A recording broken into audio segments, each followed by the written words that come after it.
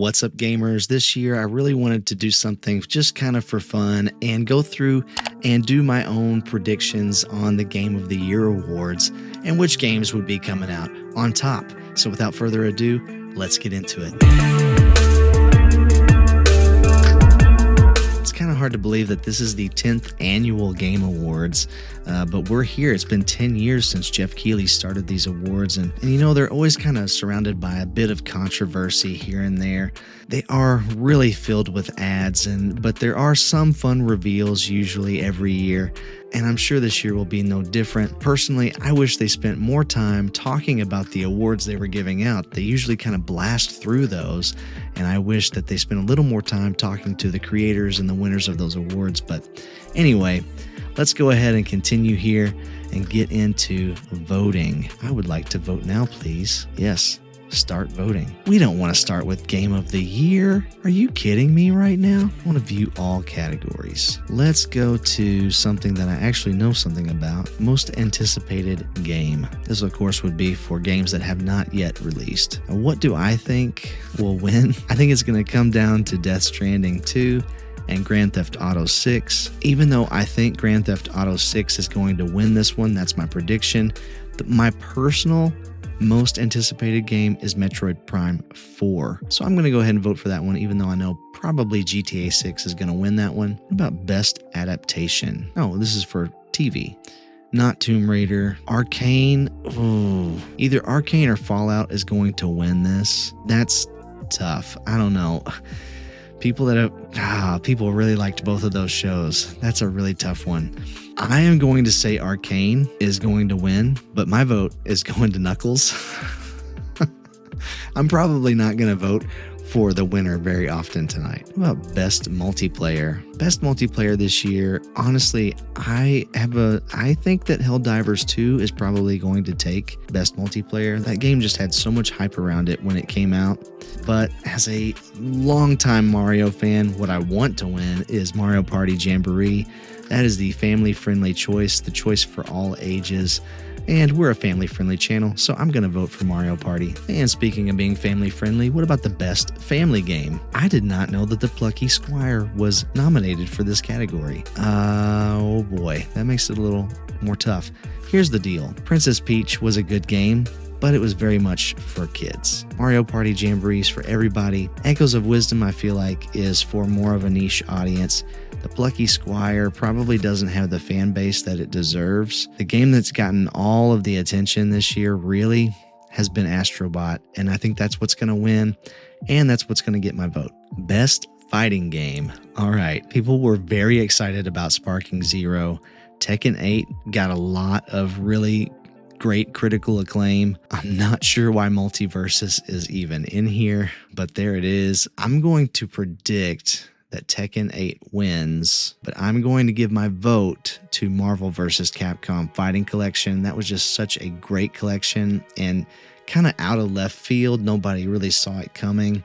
Such a great announcement this year that we got this and a physical collection of these games. Really cool to see. So I'm going to vote for that one. Best RPG. I really don't like the change this year, putting DLC as winners of games of the year in any category. DLC could be its own category. What was the best DLC this year? Sure. That sounds good to me, but having it go up against these other games, I don't really like that. It's probably going to win. I think that this DLC is what made the change in the rules, so it's probably going to win this category for Best RPG, but my personal vote is going to go to Final Fantasy VII. Loved the game, meant to review it, bought it to review it, but never had time to review it. When I was playing it, back in February and March, I got really sick in February and I got really sick again in March. I've just been sick a lot this year and just ran out of time to review the game. But that is going to get my vote. I thought it was excellent. Best Action Adventure. Ooh, boy. I did play a little bit of The Lost Crown, and I thought it was really fun, but it didn't seem to really click with people being a 2D game, which is unfortunate. I still really like 2D side-scrollers. There was so much hype leading up to Echoes of Wisdom, but once it came out, I never really heard much about it. The same with Silent Hill 2. I think it kind of fell flat, and Star Wars Outlaws. So in this category, I'm sorry, I'm going to have to give it again to Astrobot. I think that not only had the hype before release, but the hype after release as well. Best action game. For the best game in the action genre focused primarily on combat. Stellar Blade combat was really good. I haven't gotten to play Black Myth Wukong, but I've watched some of it, and the combat on that looks really good as well. I'm really tired of Call of Duty. I haven't even checked out Black Ops 6, and I really haven't heard much about it from anybody, so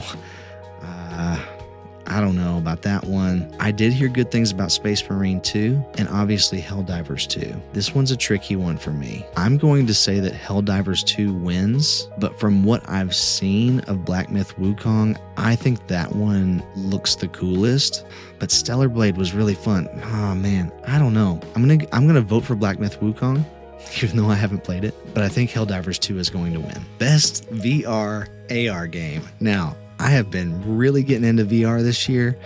I bought a Quest 3 at the beginning of the year, and man, it has reinvigorated my love of gaming. And I've played all of these except for Hellsinger VR. And Metal has a really good following, cult following, I guess, in flat screen, but in VR, I don't think people liked it as much. These other 4 games, though, are absolutely outstanding. Metro Awakening, I did a review of that game. Oh, man, I don't like horror games, but Metro Awakening is one of the best VR games that's ever been made. Arizona Sunshine Remake, that was a really fun game, too. Still not sure how I feel about having remakes as nominations either, though.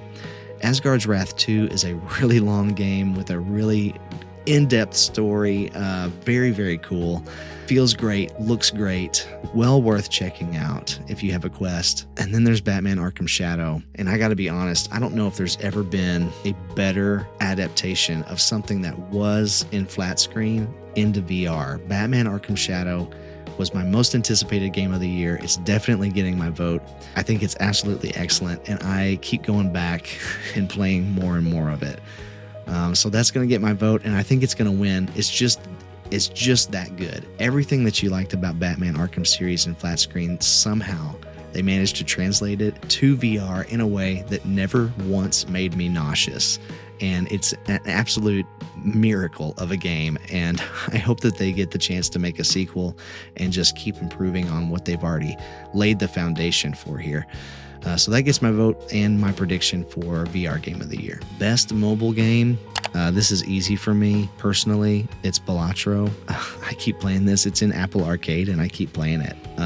It could be any one of these, honestly. I could see Zenless winning this or Wuthering. Maybe Pokemon Trading Card Company. I mean, you just really can't underestimate the Pokemon franchise. But I'm going to vote for and predict Balatro on this one. I've never heard anybody say they don't like Balatro. Best debut indie game? I'm probably going to go...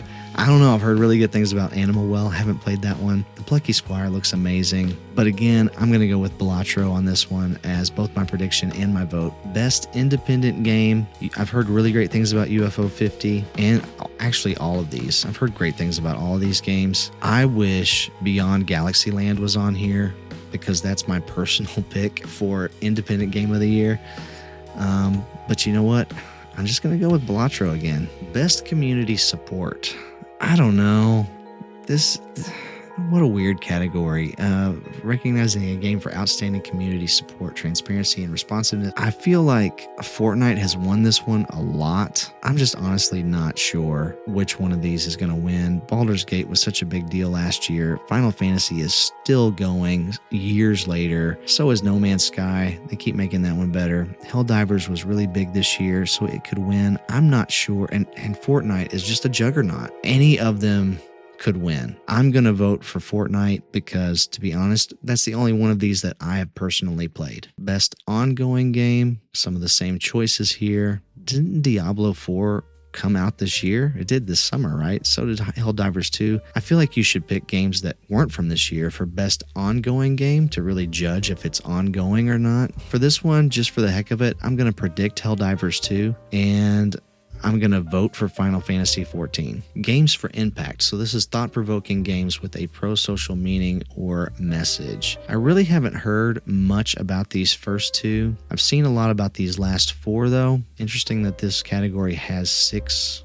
nominees. I thought Tales of Kenzera looked really cool. Neva has a great looking art style. I'm going to go ahead and predict and vote for Senua's Saga 2 here, though, for this category. I think it has a good chance of winning this one. Innovation and accessibility is another category where I just don't feel very well equipped to vote for any of these. I do appreciate that developers are trying to find ways for people with disabilities to be able to play games, though. I think that that's super important and very cool. So I don't know. I could see any of these winning this. I'm going to predict Black Ops 6 just because that game is so big. Probably has the best chance to reach the most people. Best performance. All right, this one, again, all of these people did a great job, but I'm going to have to give this one to Melanie Ergens for Senua's Saga 2. Just phenomenal performance on that. Best audio design. Now, again, I think that it's probably going to be Senua's Saga again on this one. It could also be Astrobot or Final Fantasy VII. Both of those had really great music, really great audio design with their sound effects and stuff. The things that they did in Senua's Saga, just from a sound perspective, because the audio was so important to the story in that game, I think that that's kind of a no-brainer, almost a shoe-in for winning this category. I would be really surprised if it didn't win Best Audio Design. Now, Best Score and Music, that is always so subjective and very hard to figure out. Again, I don't think any of these is a clear winner, but I am going to give it to Final Fantasy VII Rebirth. I really like the score in that game, and I thought the orchestration was excellent. Best Art Direction. This one, man, these are all so different and so stylized. I don't know how you pick a winner here. Astrobot is gorgeous, so colorful, vibrant, bright, just really cohesive in its look across the whole thing. Black Myth Wukong, so different in its character design. The same for Elden Ring. Honestly, Metaphor, super stylized anime style game. And then Neva, I mean, just look at that thumbnail. I mean, that kind of says it all. It's an indie game, right? But that doesn't mean that it doesn't have great art direction. It could go to any one of these. I am going to give it to Black Myth Wukong, and the only reason is because I think that the main character just looks so cool. Like, that's literally the only reason I'm going to give it to Black Myth Wukong. Any of these deserve this award, I think. Even though I already said I don't like the fact that DLC is nominated, I have to admit that the art direction of the DLC is incredible on all of these. So what is my prediction, though? Who's going to win this? That is what is so tricky here. Oh, man, I don't know. It will probably be Shadow of the Erd Tree. Maybe Metaphor. You know what? I'm going to predict Metaphor is going to win Best Art Direction, but I'm going to vote for Black Myth Wukong. Got a couple more categories here before Game of the Year, but Best Narrative for Outstanding Storytelling. Man, again, what do you pick? Because these are all outstanding storytelling. I'm torn between Final Fantasy and Senua's Saga. I could see Metaphor winning this category as well, though. I think it's going to be one of those three. I'm going to predict that Senua's Saga wins Best Narrative. My personal vote is Rebirth, but I think that Senua's Saga is going to win. Best Game Direction. Okay, awarded for outstanding creative vision and innovation in game direction and design. We've seen all these games in other categories. This is, again, such a hard Best Game Direction. You know, I think that Astrobot deserves this just because they brought in so many other Sony franchises into the game just for that creative vision and innovation. Yeah, I'm going to give that to Astrobot, and I'm going to vote for Astrobot. And that brings us to Game of the Year, recognizing a game that delivers the absolute best experience across all creative and technical fields. And you got to admire the fact that Balatro is nominated for this category because it's a card game of poker, but it's so good and addictive. Astrobot, again, just incredibly creative. All of these are so good. I am not voting for Shadow of the Erd Tree because, again, I don't think DLC should be nominated for Game of the Year. I don't care how good it is. It's not a full game, but unfortunately, my feelings aside and my thoughts aside, it probably is going to win. And I think the internet's going to go crazy if it does win in debates on whether or not it should have won. But that's only good for Geoff Keighley, honestly, if people are debating his awards and talking about it.